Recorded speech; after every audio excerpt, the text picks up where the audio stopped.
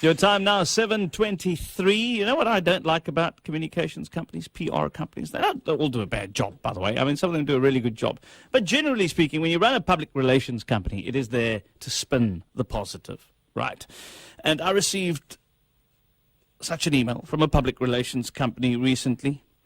And, you know, they were asking the question about buying franchises, you know, perhaps one of those big ones. It sounds like such a great idea, you know, especially if one looks at the local franchise industry growing at a progressive rate.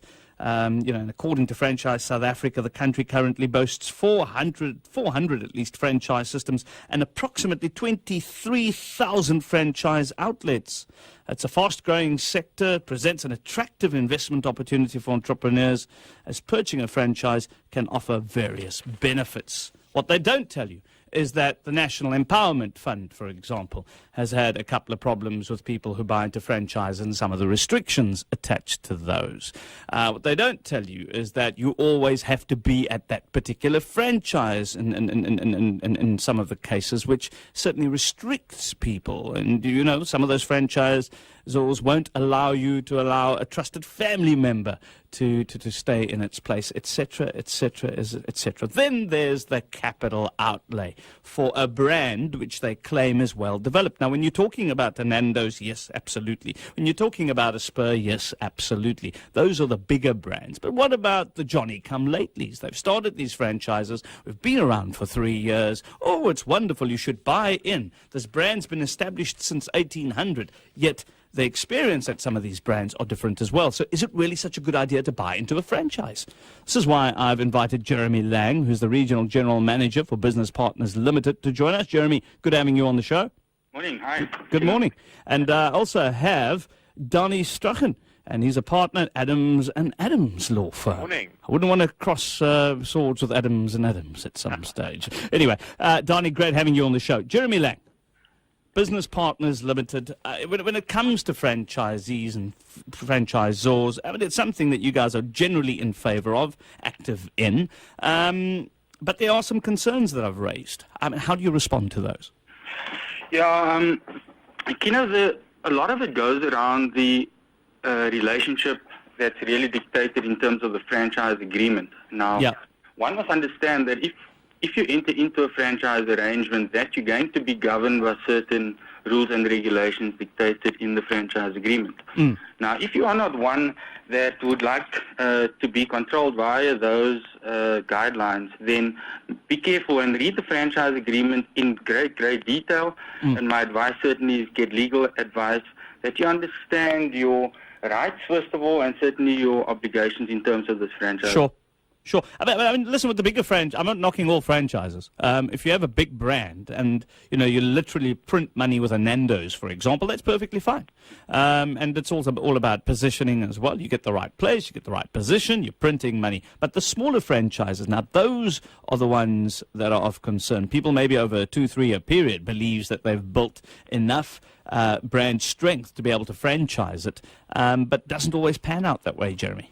Yeah, I think one very important point we must make here, Kina, is that purchasing into a strong franchise brand certainly doesn't guarantee the success. Yeah, for sure. It's very much dependent on the abilities and management and leadership capabilities of the entrepreneurs themselves.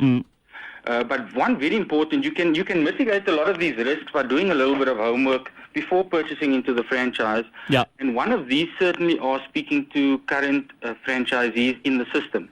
Yeah. And they will give you a lot of guidance and experience with regard to the training, quality, support from the franchisor, their current profitability. So this is a very important step in considering or conducting before purchasing into the franchise. But I mean, let's just say that, you know, all the managerial side of things, they learnt, and yes, we make mistakes along the way. You're much better off with a bigger brand than you are with a smaller franchise, because people have a loyalty towards that particular brand. Let's say Nando's. I love Nando's, right? So I go to Nando's. I will go to a Nando's in any place and I'll try it out once. If I get bad service, I will complain about it. If they fix it, I'll go back. If it's a Johnny-come-lately brand that I don't know, and I go there and I receive bad service, I'm not going to go back again. No, I agree. Look, the value is certainly in the brand, and the bigger brands definitely have more value. Yeah. However, one must also be realistic in terms of if you're wanting to go and buy a franchise, you're not just going to go and walk and buy a Nando's franchise. Sure. You need to be able to match what you're able to afford through a combination of your own funds and finance that you are realistically able to Absolutely. raise. So that's the secret. You need to match it properly. Absolutely. Now, as I said, Danie Strachan, partner, Adams and Adams Law Firm. What's your take on all of this, Danie? You know, we're looking at it, and there are a lot of people who retire, a lot of people get payouts, etc., and the first thing they want to do is put it into a franchise because the brand is strong and the brand is developed. That's right. No, as with any business, the advice would always be go into it with open eyes. Franchising is definitely a popular model for people to expand their footprint. So if they can't get everywhere into the country, they'll appoint franchisees to get their businesses out there. So franchisors would be very keen to do that, and some even new franchises that I've seen are successful because the management team behind the franchise know what they're doing, and they've done this before. But the most important is, as Jeremy said, ask around, ask questions. If you meet the franchisor, you know, don't be shy. Yeah. I mean, the franchisor is obviously going to ask lots of questions of you to see whether you fit their profile, but you should also see whether what they say is true and try and verify that.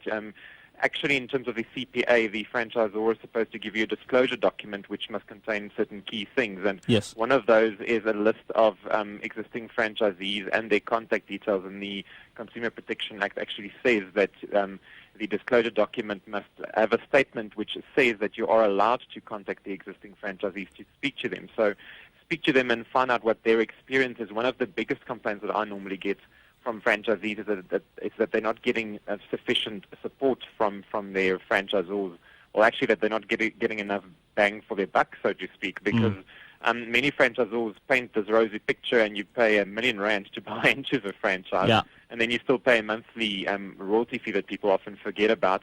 And then what do you actually get? I mean, many franchises have a proper startup package, and they'll help you out to help you to fit the premises and what have you, but I've seen franchises where you pay quite a lot and you can't really see what you're getting in return. I mean, I know someone in Joburg, for example, who had a big brand video store and then decided, no, it's not getting bang for his buck, then changed it to another brand, which was his own, and he actually did better. From a monetary point of view, because he put his own capital into it, he didn't have to pay monthly, and people knew there was a video store there, and they just came back. But Danie Strachan, thank you very much for that. We should have a much longer discussion about this after 8 one morning. Jeremy Lang, final comments from you, sir. Yeah, I think one must understand that the franchise industry is a very important one for South Africa. Yes. They contribute roughly about just under 300 billion annually to the country's GDP and continues to grow. So there's a very positive outlook in my mind on the industry, and we hope that it will continue so forth into the future. Well, it's not the last time we have this discussion, Jeremy Lang, Regional General Manager for Business Partners Limited. Great having you on the show, and thank you very much once again.